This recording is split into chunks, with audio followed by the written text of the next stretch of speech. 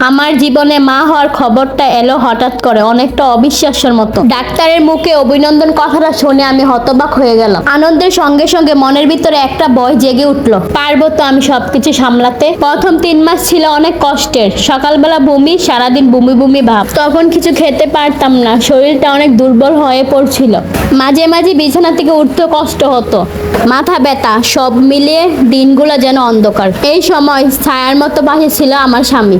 Office থেকে ফিরে এসে প্রথমে আমার পছন্দের ফল কেটে দিত, মাঝে মাঝে রান্না করত নরম খিচুড়ি ও হালকা স্যুপ। রাতে আমার পা মালিশ করে দিত ও মাথায় হাত বুলিয়ে ঘুম পাড়িয়ে দিত।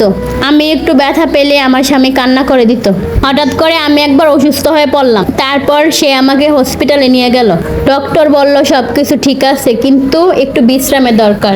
সেই রাতে আমার স্বামী আমার পাশে বসেছিল, চোখে ঘুম নেই, শুধু চুপচাপ আমার হাত ধরে বসেছিল। চতুর্থ থেকে ষষ্ঠ মাসে কিছুটা আরাম পেলেও ক্লান্তি, কোমর ব্যথা, ঘুমের সমস্যা লেগেই থাকতো। কিন্তু প্রতিটি মুহূর্তে আমার স্বামী ছিল আমার ছায়া। একদিন আমি সাহস করে বলেই ফেললাম, আমার যতই কষ্ট হোক না কেন, তুমি আছোই বলে আমি সাহস পাই। এই কথা শুনে আমার স্বামী হাসলো আর বলল, তুমি একা কষ্ট কর, আমরা দুজন মিলে একটা জীবন গড়ছি। এই 6 মাসে আমার শরীর দুর্বল হয়ে পড়ছিল, কিন্তু মনের ভিতরে একটা শক্তি জন্ম নিয়েছিল। সেই শক্তির নাম ছিল ভালোবাসা আর একসঙ্গে পথ চলার অঙ্গীকার। ভিডিওর শেষে একটা কথা বলতে চাই, সবাই আমার জন্য দোয়া করবেন।